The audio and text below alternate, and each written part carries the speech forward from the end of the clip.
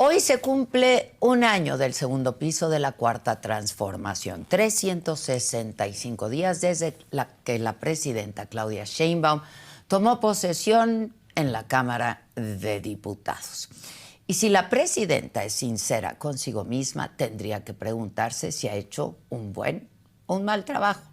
Y tendría que seguir empujando lo que ha hecho bien, pero también corregir sus errores. Más que la ineptitud, el veneno de muchos presidentes ha sido la necedad y la incapacidad de reconocerse y de adaptarse. Vivimos en la época de los likes, en la que lo que más les importa a los políticos quizá no sea gobernar bien, sino la popularidad. Y a la presidenta Sheinbaum no le ha ido mal en este primer año. Casi todas las casas encuestadoras la ubican con una aprobación de entre el 70 y el 80%, lo cual la convierte en una de las mandatarias mejor evaluadas de la historia en su primer año de gobierno. Está por encima incluso de Andrés Manuel López Obrador, de Vicente Fox o incluso que de Carlos Salinas de Gortari, que lograron despertar muchísimo entusiasmo al iniciar sus respectivos sexenios. ¿Qué cosas le gustan a la gente? Lo primero y más importante son sin duda los programas sociales. Mucha gente en nuestro país necesita de estas transferencias directas para poder salir adelante y seguir adelante. Y son sin duda una ayuda muy, muy importante para buena parte, gran parte de la población. Pero también son la gran moneda de cambio electoral de la Cuarta Transformación. La presidenta ha decidido ampliar estos apoyos y capitalizar la reserva que había con respecto a ellos. El otro gran tema que la presidenta Sheinbaum ha hecho bien y que a la gente le gusta es el combate a la inseguridad, el fin de los abrazos, el inicio, si se nos permite la expresión, de los balazos. 30,000 detenidos en este año, que equivalen a los homicidios que había en tiempos de López Obrador.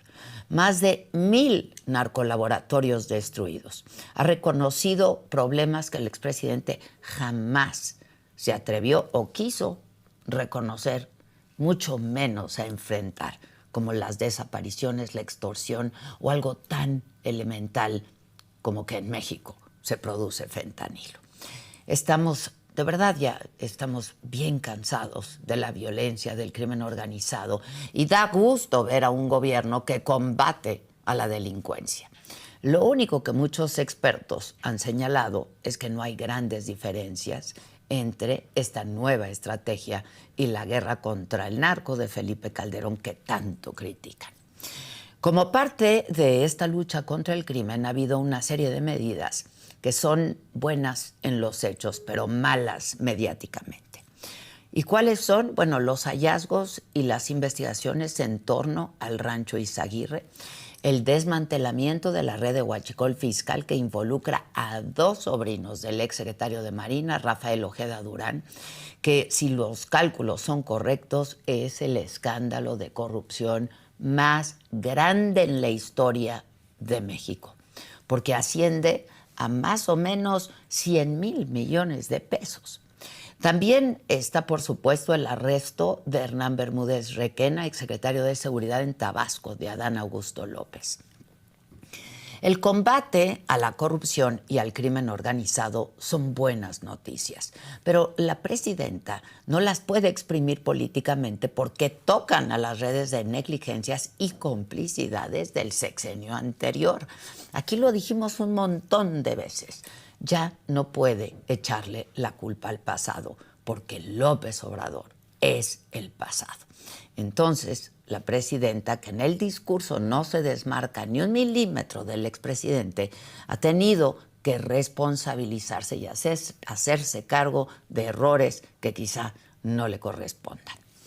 Lo que sí le tocaría a la presidenta es llegar a fondo con estas investigaciones, sin importar que lleguen hasta el Senado o incluso cerquita de Palenque.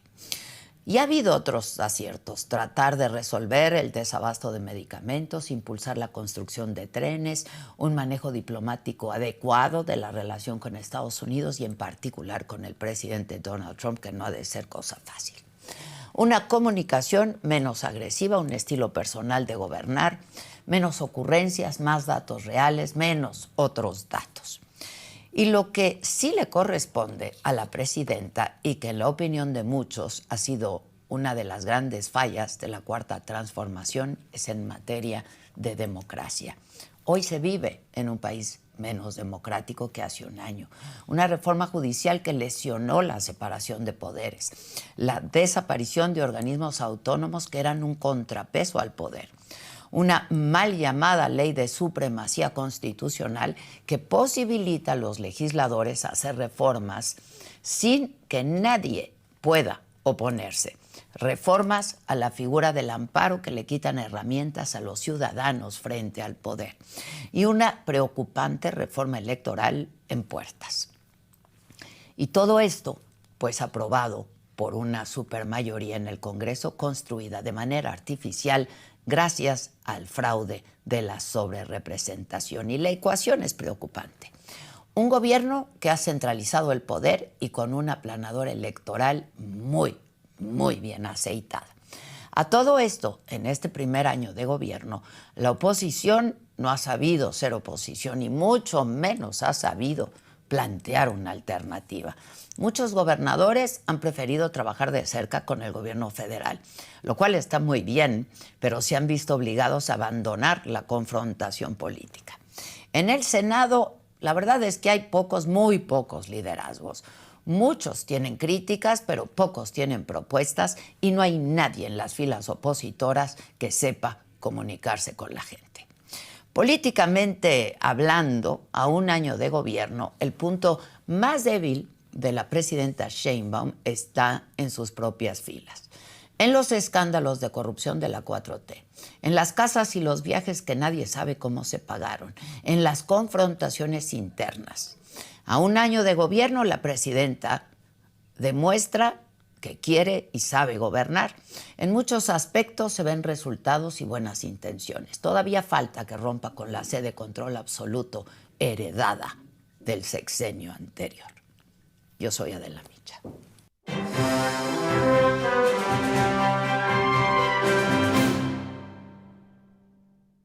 Claro. Pues aquí ya estamos hablando del tema y me acompañan hoy aquí en esta mesa Roy Campos, ya lo conocen muy bien, presidente del Grupo Mitofsky. Gracias, Roy. Hola.